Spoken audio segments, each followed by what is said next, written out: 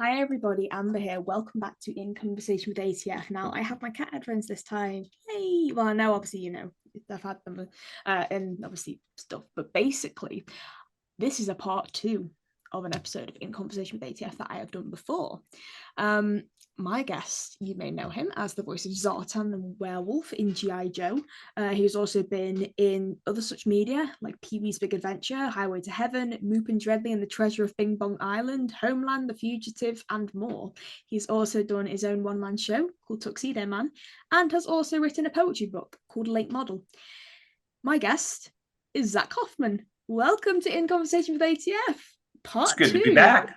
I know, yeah, we didn't really get to talk much last time because it was late at night and stuff, and I was like, we got to do a part two. So in the last part, we touched mainly on your GI Joe career and how you met Wally Burr and how Very Wally Burr quietly, too. We had to very very quiet. quietly, yeah. Well, there's people that awake still and still awake in my house, so yeah, it'd be a bit. Well, I feel I look a bit short actually. There we go, that's better. Try and move the microphone a bit closer. That's perfect. Okay, cool. So we're gonna jump right into it, and okay, I've got to ask. Pee-wee's Big Adventure. Now, this is obviously very big, obviously, to an American audience because over here we didn't really know who Pee Wee Herman was. We didn't know Paul Reubens. The show didn't air over here. But I'm interested. How did you get involved in Pee Wee's Big Adventure? Was it an audition? Did you know Paul Reubens beforehand? It was an audition. I auditioned for Tim Burton and Paul Rubin, and they were together on this. They worked really hard.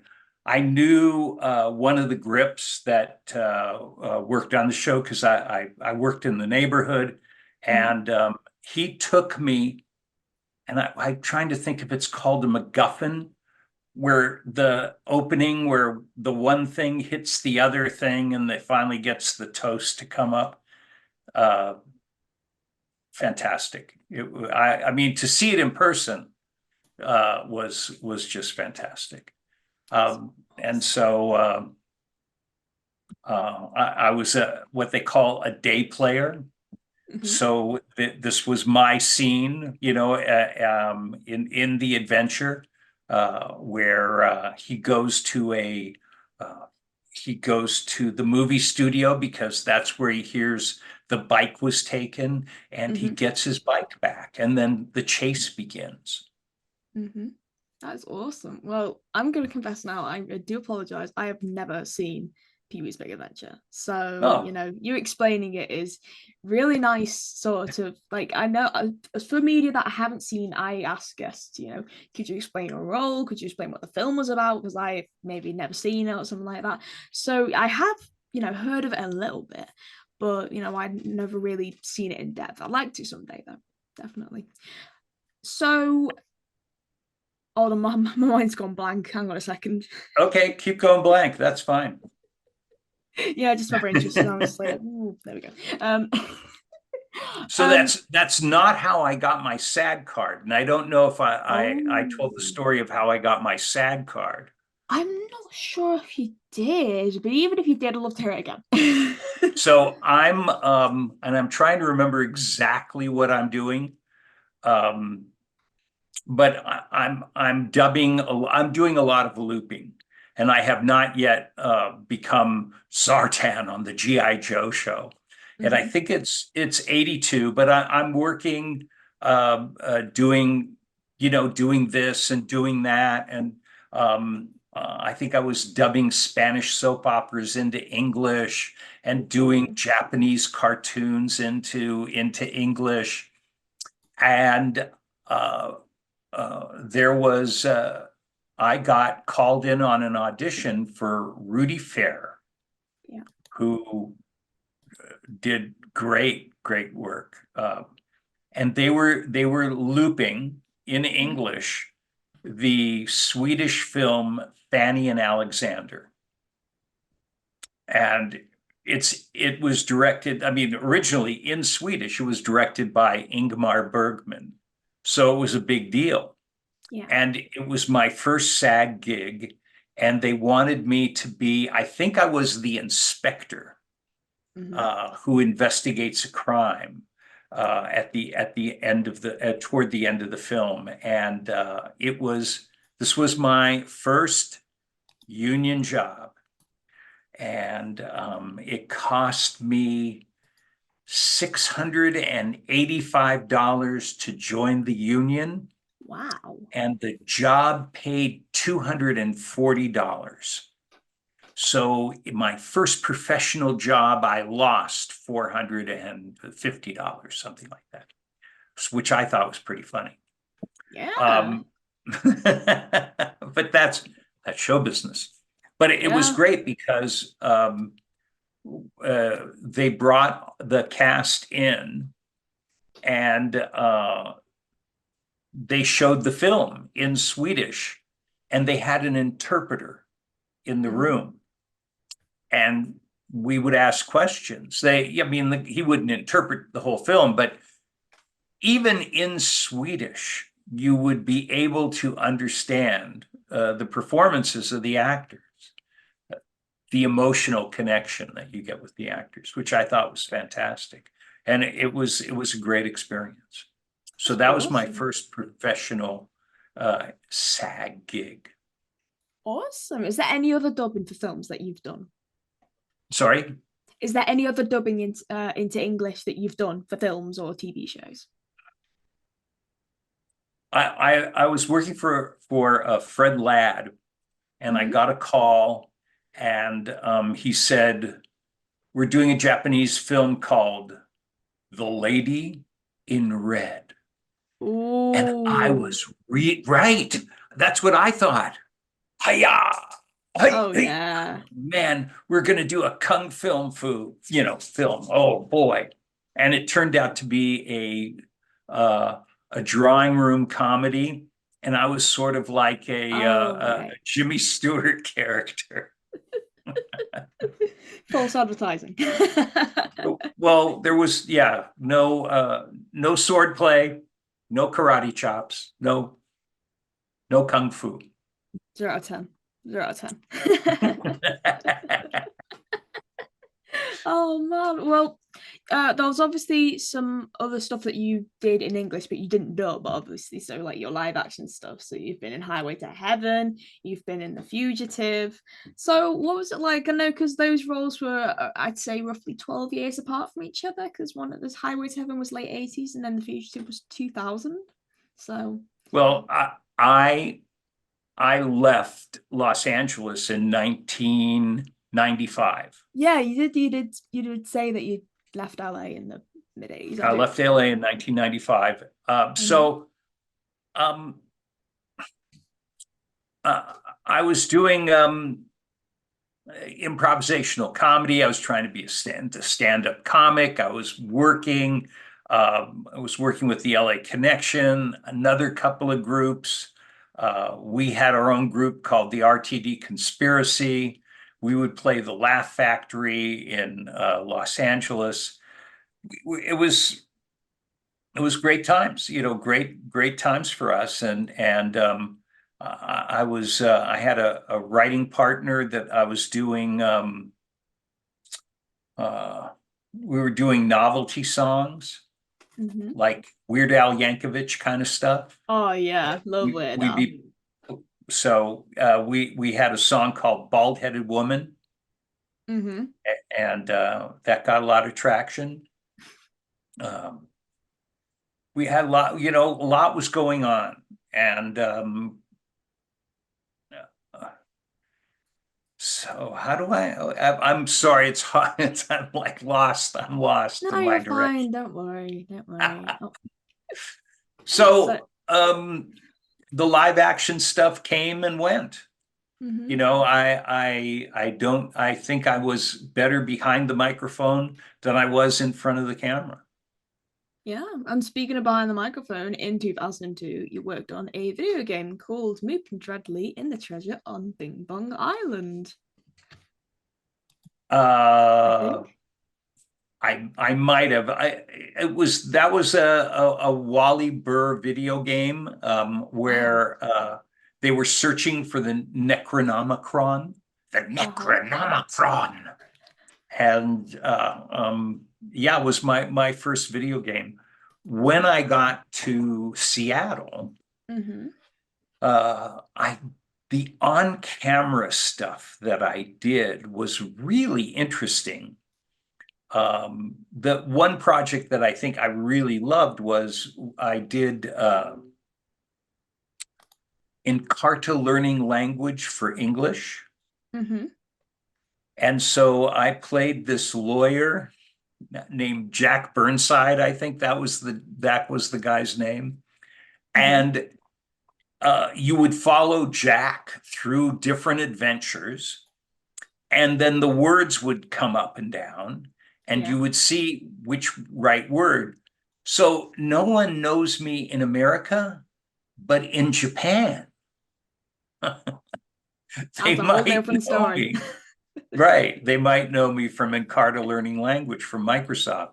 And Microsoft had their own studios. It was Mm-hmm. really wonderful. And was the first time that I did green screen. Oh, so it was live action. You were sort It of was live implemented. action. The whole You were thing was live implemented. action. Oh, that's And awesome. then at the end of the production, we had to do green screen so that you would say these words so that if they got the word wrong, you would pop up, you know, you meaning me would pop up and say the correct word. Yeah. Oh, it's awesome. Wow. So how did you find it out there in Japan? I thought I was going to sell shoes when I got to Seattle. But there was other plans for me, and I got an agent, really very nice woman named Topo Swope, and she got me that job. And um, yeah, and I wound up doing. I was the voice of the University of Washington for a while, Oh, and then wow. I got. Uh, I was the voice of a casino, Tulalip Casino, Mm-hmm. just off I-5. 30 miles north of Seattle. So, Wow. and we would do a whole month's worth of television and radio in one session. Mm-hmm. So there would be new commercials every week, but we would go in once a month and record a ton of stuff, and it was really great. Wow. And it says here on IMDb that Homeland 2009 was your most recent acting credit. What was that? It was a film I did, an Mm-hmm. independent film I did out here Uh-huh. in Seattle, and actually was up north. I played the greedy land developer that Oh. was going to take piece of paradise and turn it into a commercial hotels and condominiums and uh, and but it's that's I mean that's my part in it, but Yeah. it's really about a young man who comes back from Afghanistan and is having trouble um, dealing with dealing with the return from war. So while and while I'm picking up different jobs in Mm-hmm. Seattle, the first job I get was to be part of an interactive mystery acting company. Mm-hmm. It was called It's a Mystery, Oh. and we did interactive mysteries on the Spirit of Washington dinner train. And it was a phenomenal train with dinner cars on it. And it went from Renton Mm-hmm. across to Woodinville to the winery. And then it would stop at the winery and then it would reverse and come back. So there we would have a show, and the show would go, would you go? And then there'd be an incident at the winery, and then the solution would be on the way back. It was fantastic. Wow. That does sound like something I would be into. Like anything to do with sort of the interior of trains or anything like that. And also like mystery stuff, just like sort of like an escape room, or like one way to solve a mystery yourself, that just sounds like something that'd be up my street. Right. Mm-hmm. Right. Yeah. Are they still doing those That's it. in Washington? And then I got to do Tony and Tina's wedding from there, Oh wow. and Awesome. that was a really wonderful experience. Mm-hmm. Uh, Ron Paskin from Cloud9 Productions was the producer, and Douglas Mm-hmm. Gray was the co-producer, and they were just fabulous. And uh, so it was this. There were about 25 people in the cast, and it Mm-hmm. was basically uh, Romeo and Juliet in the sense that the two families were sort of warring, these Mm-hmm. two very dysfunctional families. Yeah. And I was the priest, and I would marry them, and they would come back the next night, and I would marry them, and they would come back the next night, and I would marry. But it was wonderful, and I love improv, and it's like 3 hours long, and you're in character for 3 hours. And what happens is that you go to a church, Mm-hmm. and you go to the church, and there you meet the families, and you're welcomed, and the minister, the father, Father Mark, marries them, and then they go to we go to the to have a buffet, the buffet of love. That's what it was called, and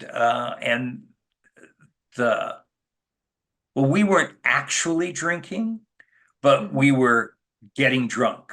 In other words, by acting, and of course the dysfunction and the noise and the dancing and the music, and it all crescendos, and it's quite something. It's Yeah, very that fun. it does sound very intense, but also, Well, intense it is, but in a good effect. comic sort of way. Yeah, yeah, yeah, yeah. That's what I was gonna say. Yeah. Now I noticed on the wall behind you are some pictures. I see obviously one of them's of Zartan, and is that the Beatles behind you? Beatles are behind me. Yes, I love the Beatles. So Awesome. the Obviously, Beatles are you're a behind me, Beatles fan. but uh that's Dr. Mindbender and the Baroness and Zartan, and we were all together in um, Springfield, Illinois, and so one of the artists created that poster, so That's I awesome. have a signed poster. Wow. Did you put your own signature on it? Well, yes, we'll keep Good, saying. good, good, good. Yeah, yeah. You sent me the selfie. I love that selfie. Yeah, I've met Morgan. I've not met Brian, but I have spoken to him lots of times. So you Well, are. Mhm. Brian he's quite something. He Brian's is. He is. He's a quiet character. yes. Mm-hmm. Yeah. So I presume all you three, recorded together during GI Joe. We did, yes. I remember. Mm-hmm. I mean, I remember Brian in the studio, and Morgan was there from the beginning. Yeah. So I was sort of, I guess I was in the beginning of the second season. Yeah. Oh, that's really sweet. I'm so glad you guys are doing cons together. Like, um, there's the TF con. Why isn't there a GI Joe con? I That was a mean, GI Joe Con oh, was it? about 7 years ago Oh, wow. in Oh, that's really Springfield, sweet. Illinois, and yeah,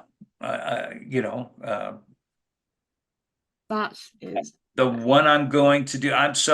So in the Mhm. show, I have a sister, Lisa Raggio played Zorana, and Mhm. we are going to be at the New Jersey Garden State Comic Fest in Oh, Morrison, New Jersey, wow. That sounds this weekend. exciting. Is it this This weekend? weekend. Wow. I don't think what day is it today? It is Monday. It might be out by this weekend, but if not, Okay. I will try. I'll try though. I promise. I promise. I think, yeah, I could get it out. Yeah, I think I can. Okay, well, I think I'll be able and to it's, pass. you don't have to, but there you go. I I just wanted to like insist. let you know what's going I on. I insist. really enjoy it. I really enjoy it. It's funny, of all the things that you do, uh, this is the thing. Yeah. I feel very, very lucky that this is the thing that people remember me by. Oh, yeah, yeah, definitely. And considering like G.I. Joe is like a huge franchise, next to Transformers and stuff like that. I think it's really cool, and you're doing Comic Cons and stuff like that, and just reuniting with all these people and stuff. I think like there is this G.I. Joe convention, but like make it as big as the TF cons, have at least like 10, 15 voice actors there. I mean, both shows technically share the same voice actors, so it shouldn't be that hard. So Zach, I'd love to talk to you a little bit about your one-man show. Now, how did that all come about for you? Uh, I was working with a man named Gary Austin, Mm-hmm. uh, back in Los Angeles, in the late 80s, early 90s. Mm-hmm. And Gary had an improv class, a master's class, in Studio City, on Monday nights, and me and a number of people were there, and it was really a wonderful time.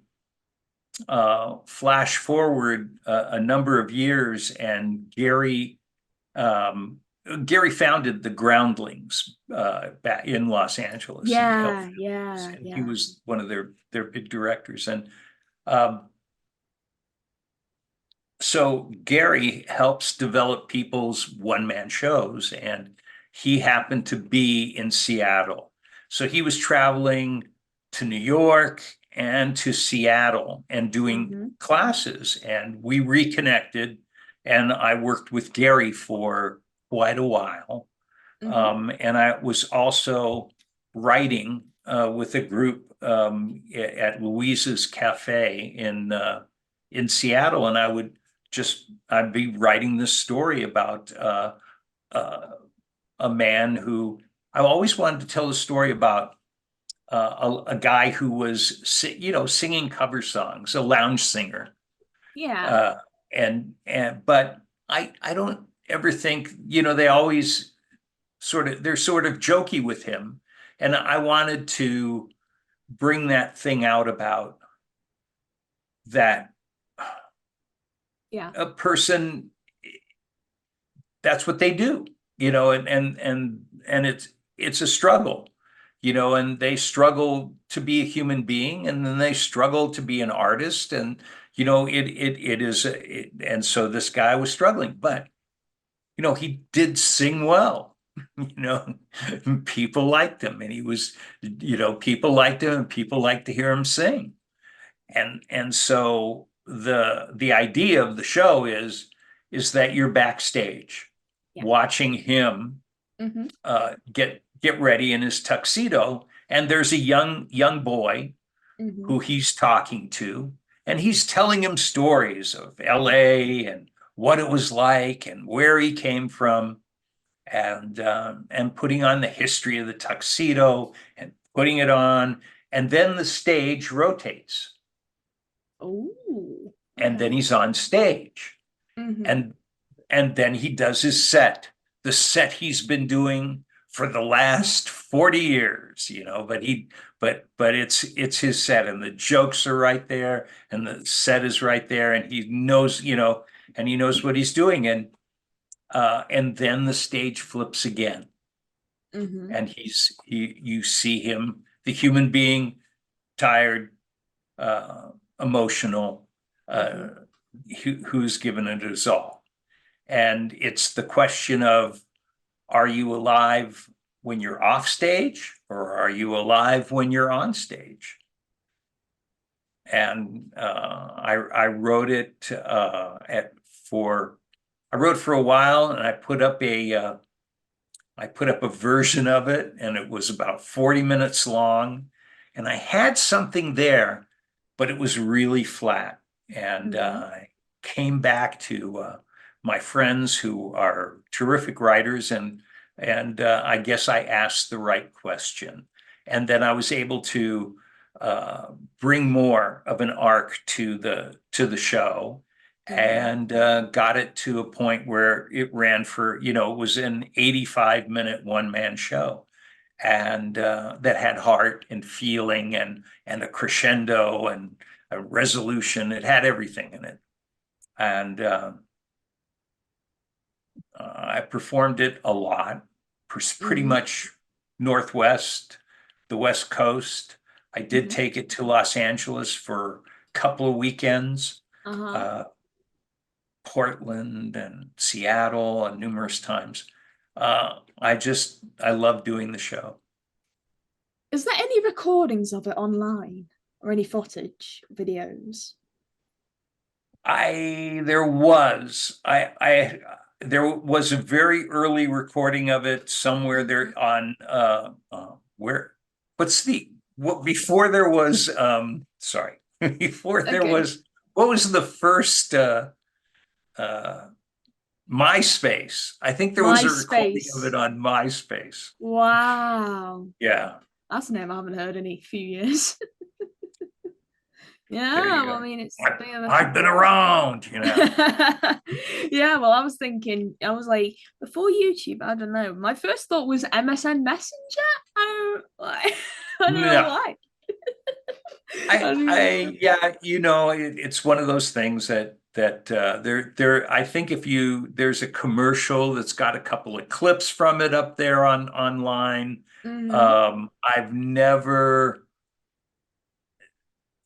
We've shot the show a couple of times, and it just, I don't know, it just wasn't, I don't want to say it was good, but because it was just this one camera, it really didn't work as something that would be on video. And I think I've seen, it just wasn't working. It worked as it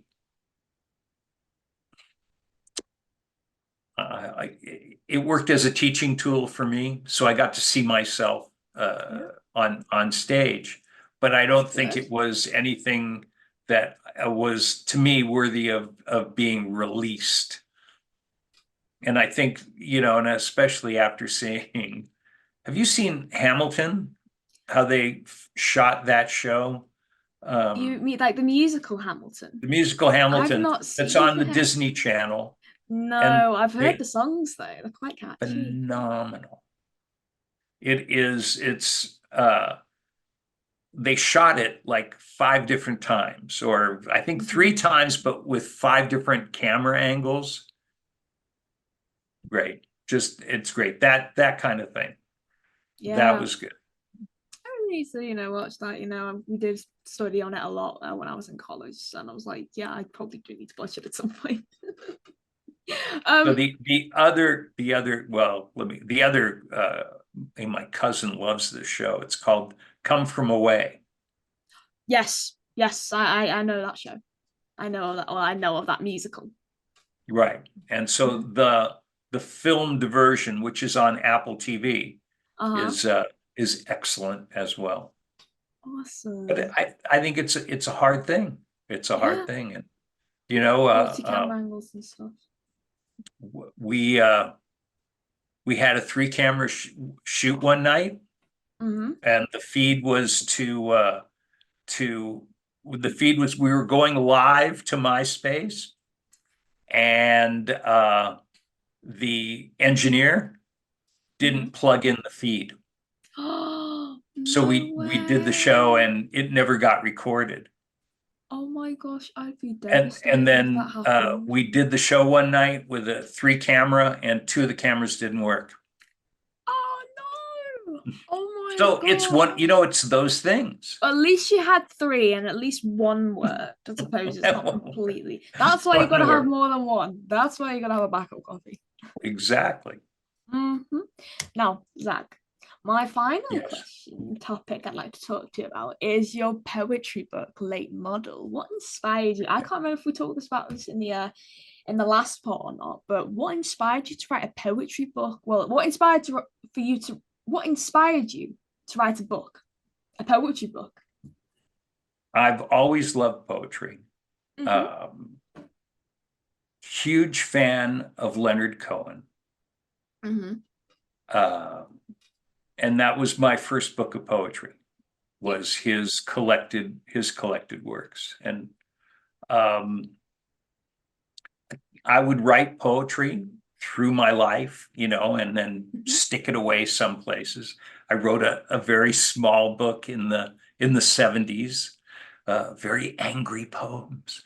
And but I always loved poetry, and E. Cummings and Robert Frost, and I just loved poems and poets, and I would read them. And then I took a class at one of the colleges out here in Seattle, and it rekindled the love of the art for me.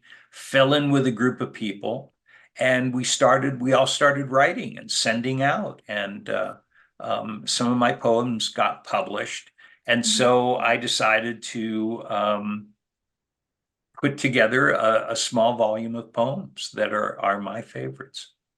Awesome. Wow. I will link in the description where people can buy your book. They can get it on Amazon, right?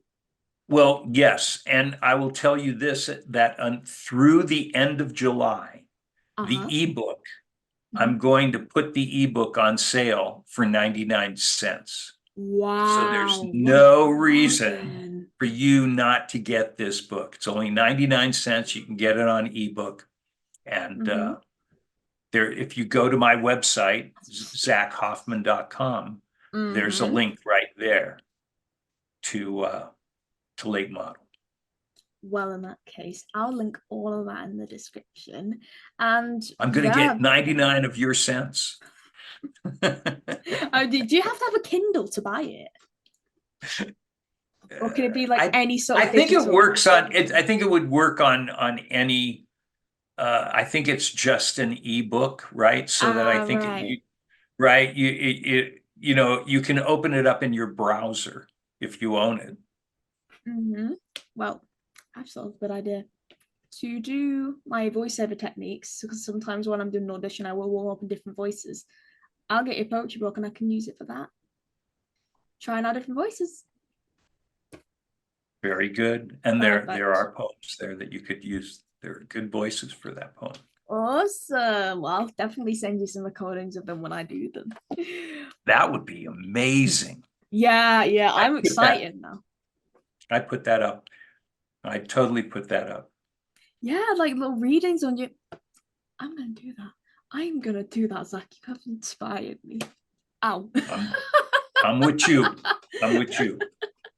Sorry, I just bumped my head against this thing. Yeah, I was like, I don't know, I was just playing with it and then just boom. But it's so loud in my ear because I'm wearing headphones. I was like, whoa. But Zach, it's been a pleasure talking with you, Amber. Thank you. Same to you. You're welcome. You've been such an amazing guest, and I'm so happy we got to do a part 2 together. Well, to you at home, thank you so much for watching this episode of In Conversation with ATF. I hope you enjoyed it as much as I did filming it. Don't forget to like, comment, subscribe, and we will see you later. Take care. Bye. And bye. Cut.